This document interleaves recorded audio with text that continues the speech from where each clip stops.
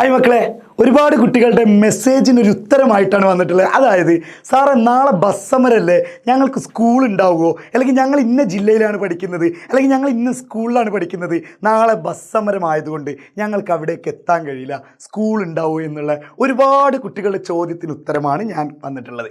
Yes, അതായത് bus സമരം, ആദ്യം എന്തിനാണ് ബസ് സമരം എന്നുള്ളത് നോക്കുക. അതായത് കുട്ടികളുടെ കൺസെഷൻ ടിക്കറ്റ്, അതായത് നമ്മൾ ചില സ്ഥലങ്ങളിൽ ST എന്ന് പറയും, അതുപോലെ തന്നെ ചില സ്ഥലങ്ങളിൽ CT എന്ന് പറയും, നമ്മൾ ചെറിയ 5 രൂപയൊക്കെ കൊടുക്കൂലേ, ആ ചാർജ് നിലവിലുള്ള ആ കുട്ടികൾക്കുള്ള ഒരു കൺസെഷൻ ടിക്കറ്റ് കുറച്ച് കൂട്ടണമെന്ന് പറഞ്ഞുകൊണ്ടാണ് സ്വകാര്യ ബസ് ഉടമകളുടെ ആവശ്യം. അത് സർക്കാർ ഇതുവരെ അംഗീകരിച്ചിട്ടില്ല. അപ്പോൾ സർക്കാരുമായിട്ട് അല്ലെങ്കിൽ ആ ഭരണപക്ഷത്തുമായിട്ട് എന്ത് ചെയ്തിട്ടുണ്ട്, അവർ ഇരുന്ന് ആലോചിച്ചിട്ടുണ്ട്, തീരുമാനങ്ങൾ എടുക്കാമെന്ന് വിചാരിച്ചു.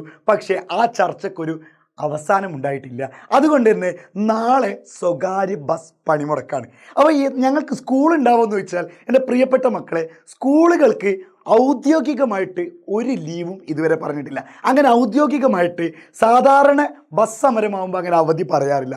പിന്നെ സ്വകാര്യ ബസ്സുകൾ മാത്രം ആശ്രയിച്ച് വരുന്ന ചില സ്കൂളുകൾ ഉണ്ടാവും. ചില മാനേജ്മെൻറ്റുകൾക്കും അവിടുത്തെ PTA കമ്മിറ്റികൾക്കും വേണമെങ്കിൽ തീരുമാനിക്കാം ഇന്ന് കുട്ടികൾ സ്കൂളിലേക്ക് എത്തണം എന്നില്ല എന്ന്.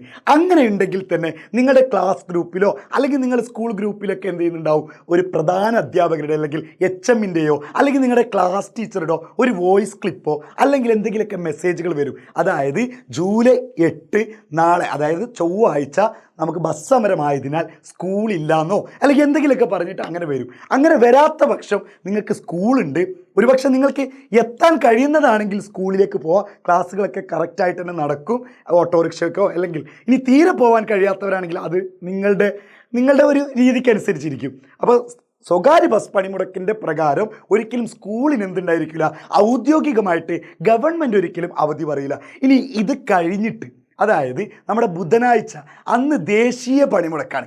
അന്ന് എന്തായിരിക്കും അവസ്ഥ?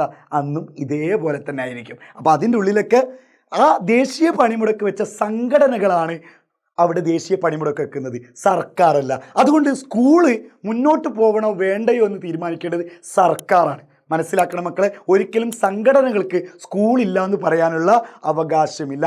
അത് തീരുമാനിക്കേണ്ടത് സർക്കാരാണ്. അത് അങ്ങനെ എന്തെങ്കിലും ഒരു കാര്യങ്ങളുണ്ടെങ്കിൽ സർക്കാർ ഔദ്യോഗികമായിട്ട് പറയും ദേശീയ പണിമുടക്ക് കാരണം സ്കൂളില്ലാന്നോ അല്ലെങ്കിൽ വേറെ സ്കൂൾ ഉച്ചവരെയാണെന്നോ അല്ലെങ്കിൽ എന്തെങ്കിലുമൊക്കെ ആയിട്ട് പറയും. അപ്പോൾ അങ്ങനെ ഇതുവരെ എന്ത് ചെയ്തിട്ടില്ല, പറഞ്ഞിട്ടില്ല. അതുകൊണ്ട് നിലവിൽ സ്കൂളുകൾ നിങ്ങൾക്ക് എങ്ങനെയാണോ പ്രവൃത്തി ദിവസം പോകുന്നത് അതേ സമയത്ത് തന്നെയായിരിക്കും നിങ്ങളെ വിടുന്നത്. അതാത് മാനേജ്മെൻറ്റിനോ അല്ലെങ്കിൽ അതാത് സ്കൂളിലത്തെ പ്രധാന അധ്യാപികക്കോ തീരുമാനിക്കാം എപ്പോൾ സ്കൂൾ വിടണം അല്ലെങ്കിൽ സ്കൂൾ വേണ്ടയോ എന്നുള്ളത്. അപ്പോൾ എൻ്റെ പ്രിയപ്പെട്ട മക്കൾ, സ്കൂൾ ഉണ്ടെന്ന് തന്നെ മനസ്സിലാക്കുക.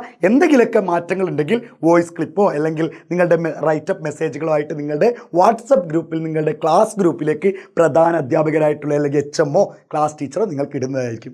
ഓക്കെ.